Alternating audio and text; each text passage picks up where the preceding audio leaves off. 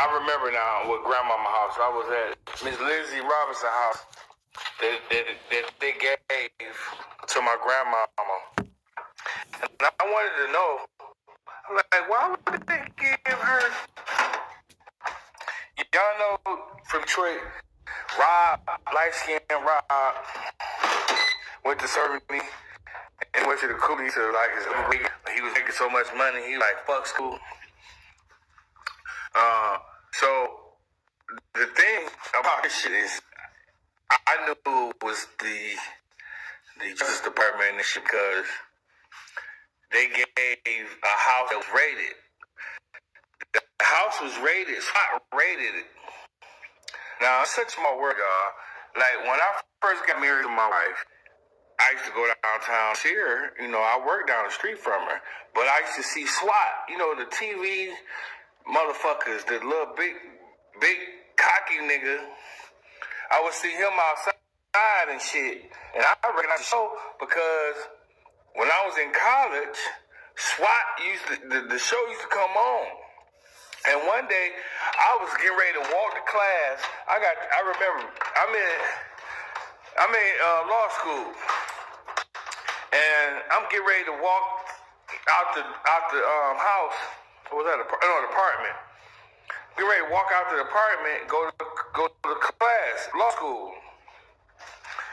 And if this episode of SWAT that kind of made me stop for a second and look. I usually don't watch no shit like that. But it was on the channel from the night before.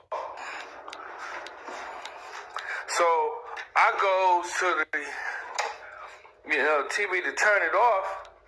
And I look, I said, I know that street. That shit look familiar. That shit look like a Detroit, because you know it ain't no neighborhoods in America like Detroit's neighborhood. No, it ain't. You can look at any program or news and you can see a block and you'll know it's Detroit neighborhood. So I'm getting ready. This shit made me late for class too. So I sat there. Hey, what the fuck is this? Because that's a Detroit. It's that SWAT show that I don't watch. And then I seen the truck drive all up on the grass and shit. I was like, hey, what the fuck? I was like, I know that neighborhood. Now, if y'all know me, y'all know I done been on Roberson ever since I was 3 years old. I went to the fucking elementary right there at the corner. Both of them used to be the church on Coyle and Fenkell. The church on the other side, on the right-hand side, next to the cleaners, the laundromat, that used to be a daycare center.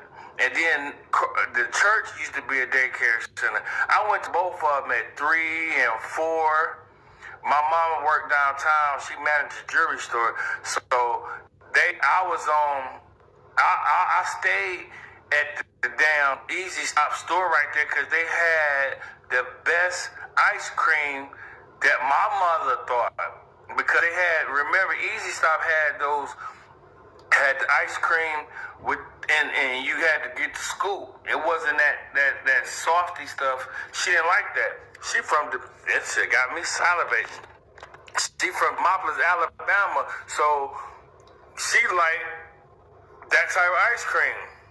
She don't like that softy shit. I do though. So I used to be like, this is her favorite spot. I used to go in there because, it was like, I don't know if it was all black owned back then, but, I was too little to remember that. But it's possibility that Easy Stop was black owned like in 75, 76, 77, 1978, those years. So I know my favorite block. That's why Roberson was my favorite spot, because I always got ice cream every day. That was like a treat to go to. My mother had the money, y'all. She worked She was the manager of a jewelry store. So yeah, she had $1.75 for 2 ice creams every day. So every day I had ice cream because that was a treat. You know, she didn't like dropping me off at no daycare. All this shit was new, being around new people and shit. So to kind of make me feel better, cause I cried every day. Every day that she left me with the motherfuckers up there, I cried. Every day. Every day she left me up there, every single day. It's not one day that I didn't cry when my mama left me up there. So yeah, I know the neighborhood very well. So when I'm in college and law school, I'm looking at it on Cops. I'm watching Rob. Y'all know who y'all Fenkell niggas, all y'all niggas off Fenkell went to Cooley, went to Cerveny Middle School. Y'all know who Rob, light-skinned Rob is. And me and Rob got cool when we was going to Cerveny because me and this nigga was late every day. Me and this nigga we woke up the same time. Well, not the same time, but every time I walked to school, all the way from Biltmore down Keeler, all the way straight down Keeler to go to Cerveny, all those, 10, 11, 12 blocks. And once I get there, cross Greenfield, then I walk all the way to Coyle. And as soon as I get to Coyle, every motherfucking day I was late, he come out, and me and him walk to Cerveny together. So I know this nigga. I know Rob when I see him. Because, you know, they blurted out his face so you couldn't see him. You couldn't see who it was. But I know this nigga from every morning in junior high school. So I know it's him when I see him driving the truck backwards and reverse and shit. All on the people across the street, grass and shit. And they caught him and they took him to the jail and shit, and they was questioning him, and they blurted out his face, and I'm sitting there looking at all this shit, late, supposed to be in class, a real important class, but I couldn't miss this shit, cause I know this nigga. It's Rob. So I'm saying, I can't believe this, you know it don't come on no more. So I'm watching this shit, and I see Rob and shit, and I leave. I didn't finish the episode, but after I seen it was, and I knew it was Rob, I said, man, I know by the time I get back to Detroit, motherfuckers gonna be telling me about this shit. So I go to class. I didn't finish watching it. Years later, I'm married to the bureau. My wife works for the bureau downtown Detroit. And what the fuck happens? I see SWAT, the same motherfuckers on the TV show. I said, damn, they be in this motherfucker, you know, because every day that they go out, they all be arming up and saddling up and strapping up and shit outside downtown so everybody can see them and shit. Cause the motherfuckers that went Hollywood. So they all out there showing and shit. So the big cocky nigga was looking at me crazy because I was working at the Western Book Cadillac. So I was downtown every day because I worked at the hotel. I opened the hotel. I was there since they reopened. So I'm seeing him and I'm like, that's that motherfucker from Cops. Years went past. I didn't see them down there no more.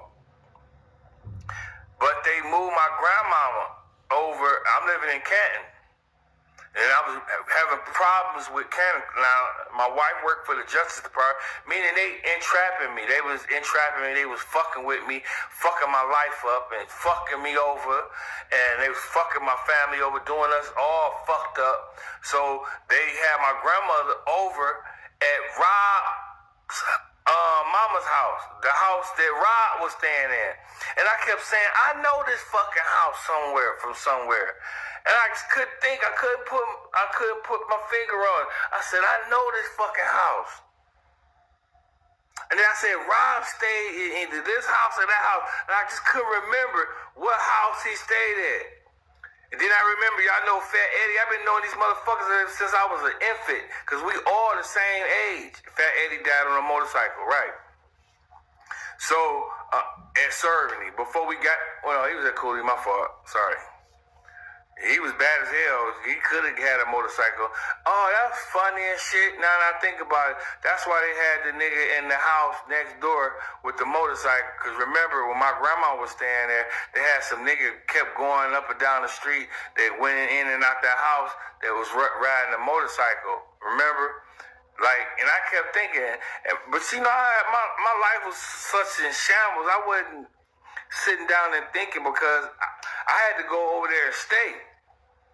My wife was God knows fucking where. I had no idea where the fuck she was. I had no idea what the fuck the Bureau was doing. So they got me a house, me and my wife a house in Livonia, across the street from Radford, Michigan, on Inkster Road. But before they did that, I had to go over there and stay with my grandmother on Roberson. Because Canton evicted us on some bullshit that they entrapped me with out there in Canton. So them bitches in this shit too. So what